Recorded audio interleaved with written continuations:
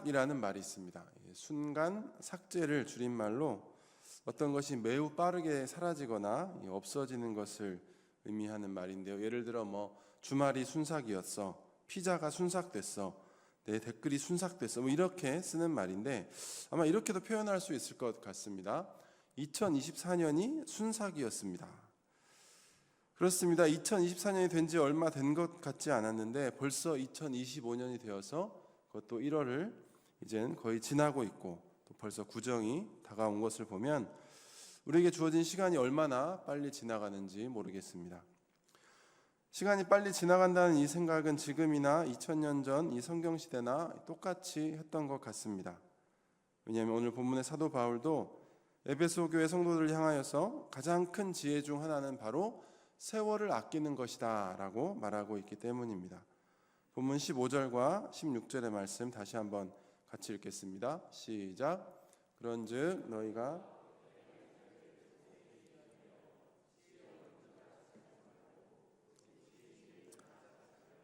세월을 아끼라 때가 악하니라.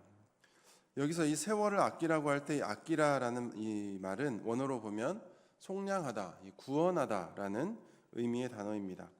원문에 가깝게 이야기해 본다면 세월을 구원하라라고 말할 수 있다는 것이죠. 여러분, 왜 세월을 구원해야 할까요? 그 이어 나오는 말씀과 같이 그 이유는 바로 이 때가 악하기 때문입니다. 정신을 차리지 않으면 우리의 세월을 다 허비하게 하는 곳이 바로 지금 이 시대요, 이 세상이라는 것이죠. 그렇습니다. 아담의 타락 이후 선하고 아름다웠던 이 세상은 악하여졌고 타락했습니다. 그것은 곧 시간의 타락을 의미하는 말이었습니다. 전에는 모든 시간, 모든 때를 하나님을 찬양하고 예배하며 하나님을 사랑하며 하나님을 위해 살아갔지만, 그렇게 시간을 사용했지만, 그러나 아담의 범죄와 함께 인간은 이제 하나님을 찬양하고 하나님을 높이는 대신 하나님을 무시하며 오직 인간 자신을 위하는 데에만 시간을 사용하기 시작했습니다. 그 결과 세상은 더욱더 악하여졌습니다.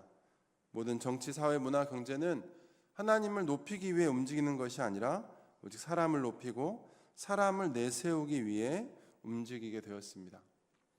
그것은 지금도 마찬가지입니다. 세상에는 우리 인간들의 입과 눈과 귀를 즐겁게 하는 것들이 너무나 많습니다. 맛있는 음식에 취미활동, 각종 모임, 또 휴대폰만 켜면 얼마나 재밌는 그 영상들이 우리를 유혹하는지 모릅니다.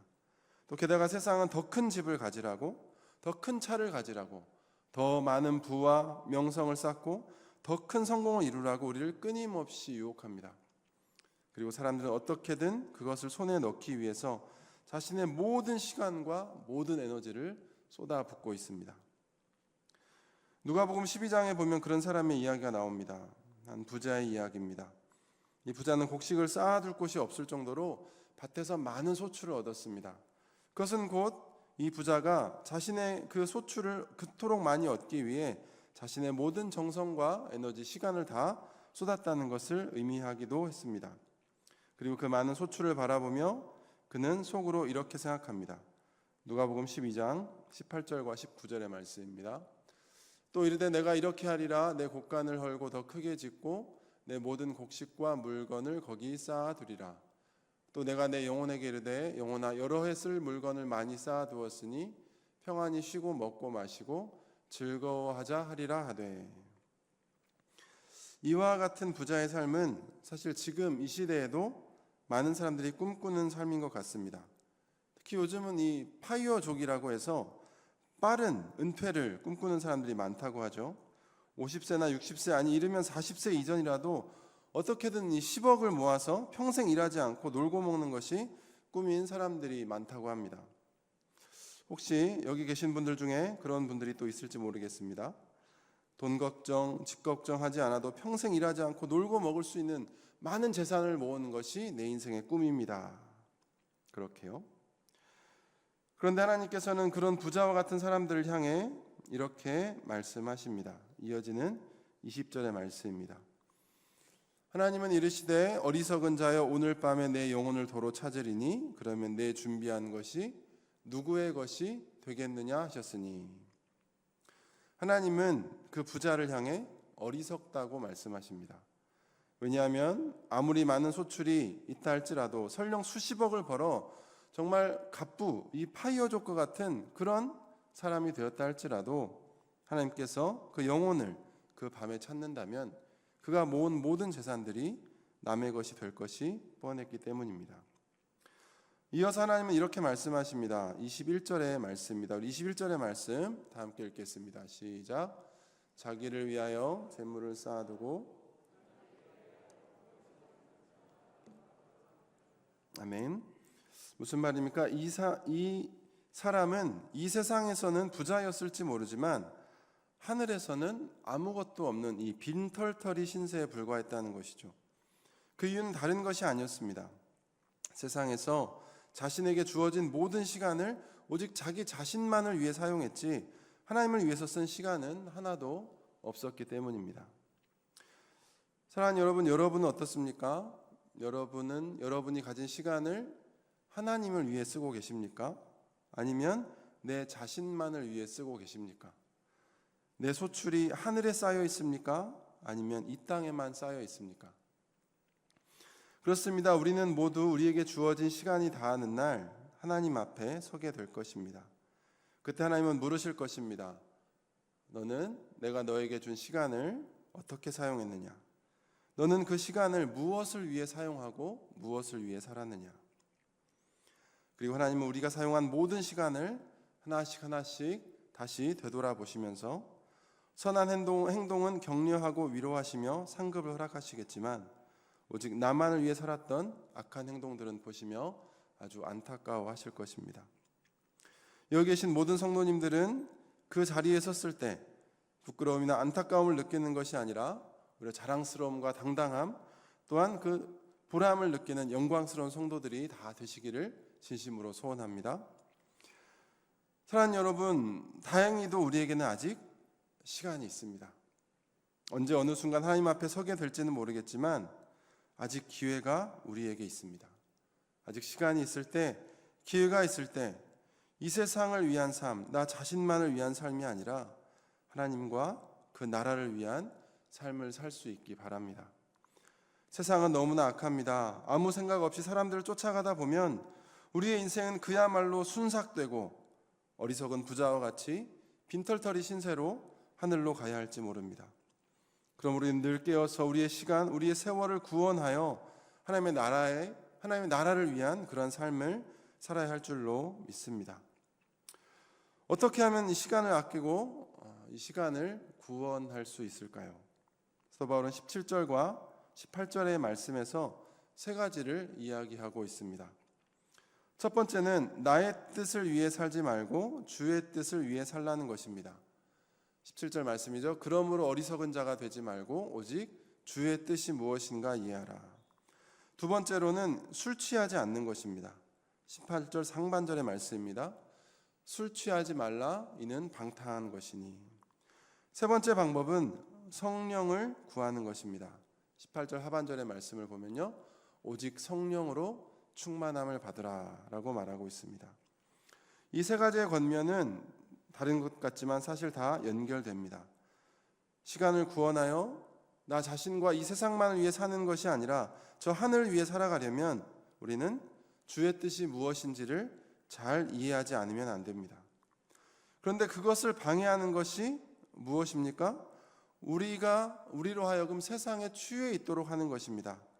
꼭 술뿐이 아니라 할지라도 내가 이 세상에 취하게 만드는 것, 나를 중독되게 만드는 것, 그래서 주의 뜻이 무엇인지 생각조차 하지 못하게 만드는 그것이 바로 우리를 방해하고 있고 우리의 원수 사탄은 늘 그것을 우리에게 꺼내어서 유혹하고 있다는 것이죠.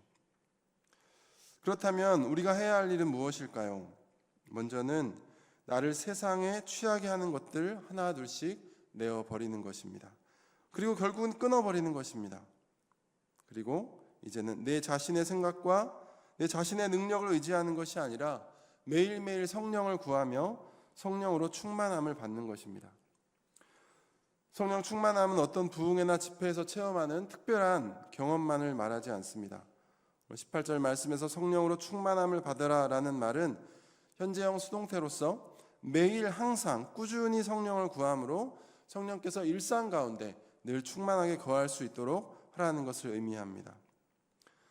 그렇습니다. 성령님만 우리와 함께 하신다면, 성령의 충만함을 우리가 받을 수만 있다면 우리는 자연스럽게 나의 뜻이 아니라 주의 뜻을 구하게 될 것이며, 그러면 세상에 더 이상 취하는 것이 아니라 시간을 아끼고 세월을 구원하여 하나님의 나라와 그 나라에서 받을 상을 위해 살 수 있기 때문입니다.